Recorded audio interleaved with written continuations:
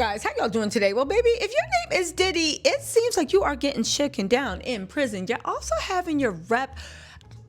Listen, Diddy is at it again, and he wants us to know that he is now sitting free and clear, waiting for release. To which I said, does the jail system know about that? Does Trump know about that? But more importantly, the streets are saying that Diddy is walking a thin line, and he is worried about getting extorted or worse from the boys in prison, because all that glitz and glamour don't mean anything. And the longer he's there, the more people are starting to look at him like food. Also, they also did announce that 50 Cents' documentary is coming out on December 2nd. They said it is a hard editorial news-like look at Diddy's life and is not sensationalized. And guess what? 50 Cent actually came out and said,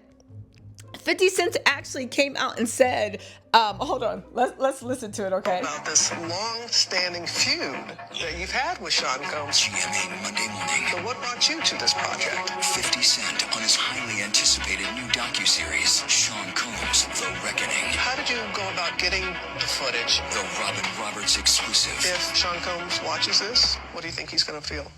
Monday morning. Anyway, so listen. We're seeing video of Shawn Combs, first only on Good Morning America. So 50 Cent wants us to know that he didn't do a hit piece against Diddy. This is going to be fair and accurate reporting. To which I say I welcome it, because anybody that really digs into Diddy's background, I mean, come on, it is what it is. But here's what 50 Cent had to say about the feud. He denied ever having a feud with Diddy. He said, "What feud? I put 2 of his kids in my scripted TV series. I just didn't like that he said fruity shit to me." He said, I just didn't like that he said fruity shit to me. And I think that's every man that didn't take the Diddy package, literally and figuratively. I think that's just what it is. Anyway, there's an interview on Good Morning America, December 1st, December 2nd. The documentary actually drops. Let me know if you guys want to have like a watch party or a review or a recap. I watch it and then y'all watch it. I think this is going to be a very good documentary. The other one that just happened, The Fall of Diddy, that was on HBO Max, that was really good too, because I don't know, I felt like they had like, I don't know, there was somebody in it I thought just sparkled on screen. But let's get into what's going on with Diddy in Fort Dix and the way they're saying that Diddy has to keep this narrative alive so he doesn't get shaken down, and make sure that everybody that's big dog in prison doesn't have a Merry Christmas on his dime. So listen, as you guys know, Diddy has been caught lying a number of times. His rep came out and said that he never drank, but his prison sentence got extended. His rep came out and said, oh no, the call he was making was completely legal, but there was some type of disciplinary action where he either got his phone privileges or his commissary privileges. It has been pretty much proven by the Bureau of Prisons that there is no way that he fed 1,000 inmates. Not only is it a gross distortion of prison policy, you can't do it. To admit you did it would get you solitary confinement. Why? Because even the warden, the correction officers, the COs, everybody would be in trouble for letting that happen. And the fact that Diddy is sitting there bragging about it, baby, the Department of Justice, the Bureau of Prisons, the warden has a boss. Everybody will be in trouble. And Diddy's money is not that long. Now Kevin, I actually was in the comments, had a good point where he said, why would you do 1,000 for inmates, feed 1,000 inmates? Not that it's not a good thing, but because you could get in trouble, it's illegal. You're trying to get out for good behavior, and defying prison rules does not make good behavior. So why would you do all of that when you could just feed and film feeding 1,000 families in Harlem, giving them Thanksgiving meal? I think I have an answer to that. Kevin, or Mr. Kevin actually, I think the answer is Diddy is all hype, and he only cares about the headline. I think that if Diddy had fed 1,000 families in Harlem, he would have actually had to pay. He would have had the show. They would have done Instagram posts. It would have done more for his image to do that. But think about when Diddy was given scholarships. Could they pull out one kid that wrote a letter to the judge thanking Diddy for the scholarship and saying the way Diddy sent them to college changed their life? There wasn't one person. Why? Because Diddy was good with the headlines, but he never followed through on any of his promises. Diddy did not help the community as much, I believe, as much as he said he did. There wasn't one kid that got a scholarship that wrote a letter to the judge, testified, or even Diddy's attorneys could come and be like, look at this kid. There wasn't anything. Diddy only likes the headline. Just like he said he fed 1,000 inmates. The Bureau of Prisons is like, that never happened. He got the headline. Everybody thinks he's a good person. But if he had tried that same thing on the outside, it would have been like, who are these people? Are they posting online? Where did this happen? Again, Diddy just wants the headline. He never spent his money to invest in the community. And no, I don't care what anybody says. Diddy building himself a studio. When we all know, the fact that we let Diddy rewrite history because he was a producer, where almost everybody that works with him has come out publicly and said that they were screwed over by the contracts. Diddy building himself a studio. Diddy throwing parties that benefited him. Diddy putting his kids and fresh to death, like that's self-serving. There's not one thing that Diddy's people could come out and said he did that benefited anybody that was not related to him by blood or that he needed to do a business deal with. Anyway, right? So keep in mind as you do this, because again, Diddy is trying to run PR, but it's weird. Anyway, so Diddy now wants us to know that he paid his $500K and he now prepares for release.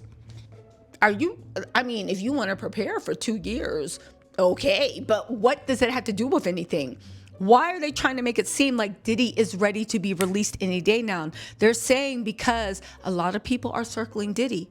A lot of people think that if they lean on him, they can have a very Merry Christmas for their family. And Diddy has to maintain the appearance that he is powerful. He got the president's ear, that he's connected. They gonna walk him out. When the truth of the matter is, think about it. And TMZ, we have seen all these photos of Diddy eating oodles and noodles, Diddy by the fence. I don't think that's TMZ being shady. I think Diddy is having photo shoots because he is obsessed with us thinking that he is having a good time in prison. And I don't care what you say, nobody has a good time in prison. I don't care, especially not somebody as pampered and entitled as Diddy. Second of all, the lady Douse protests too much. The fact that you are literally trying to let us know through pictures that you're happy, you're still running stuff. Remember that whole thing about in the chaplain's office where he had an assistant, a new Fonzor Bentley, handing him his jacket, handing him his headphones because he wants us to know he's still running stuff. The fact that he is doing so much to maintain an image that he's running stuff makes me think that the truth is something very, very different. Again, listen to this. Media Takeout can confirm that the music mogul has satisfied a major legal requirement tied to his federal conviction. According to his legal team, Diddy has now paid the full $500,000 in fines and court assessments required before any federal inmate can be released from custody.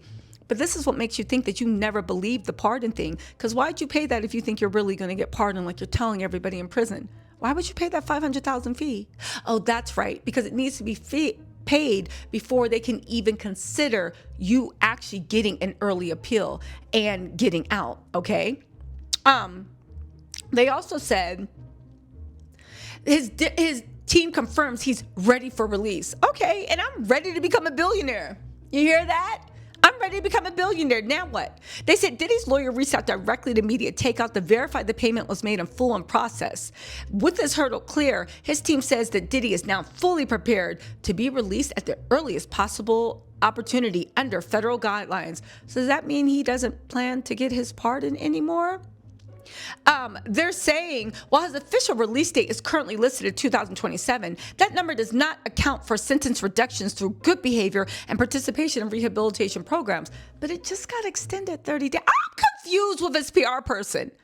Like the fact that at this point we are all watching Diddy and his PR team lie in real time. Or as family spokesperson, what are you talking about? It was just extended. What good behavior? He hasn't even been there for one business month. And it got extended. where is the good behavior? Oh, it's not over. They said sources familiar with the situation tell Media Takeout that Diddy's been consistently enrolled in federal programming and maintaining good conduct during his incarceration. Because of this, his projected release timeline has reportedly accelerated dramatically. So you just got your sentence extended. I mean, so basically everything that Diddy's team tells us is a lie, because you just got your prison extended a month. You got some type of discipline for that mess you pulled on the phone. And now you're trying to say that your sentence has been greatly accelerated? Again, they said, we're told if everything continues as planned, Diddy could walk free as early as next spring. That's roughly 4 months ahead. Again, why is this important? I think Diddy has promised a lot of people jobs so they don't bully him. I think Diddy has promised a lot of people that when he gets out, he's going to look after them. And I think that's how Diddy is actually staying safe in jail. And I think that when those people figure out that Diddy is selling dreams and all these things are planted PR pieces, I think a lot of people are going to start leaning on Diddy, because at the end of the day, without his bodyguards and without a woman for him to beat down, Diddy is a very, well, he's an individual that he's not, his own sheer strength is not enough to go against the mofos that are actually in prison. Again, Diddy is a very weak man when he doesn't have bodyguards and people and minions to do his bidding, whatever it is. And once you have to stand on your own, well, maybe Diddy stops being Diddy and he turns into that same kid that Tim Patterson, his childhood friend that lived with him, said he was: a skinny kid who dressed nice but was bullied by everyone because they could smell the weakness on him.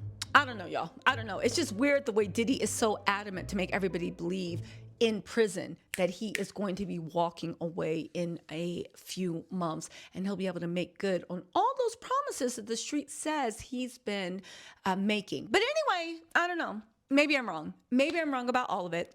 Maybe I'm wrong about all of it. Maybe Trump will pardon Diddy, and maybe Diddy really is running things in Fort Dix. Hard to believe, but maybe. Anyway, y'all, let me know what you think in the comments. I'll talk to y'all later. Bye.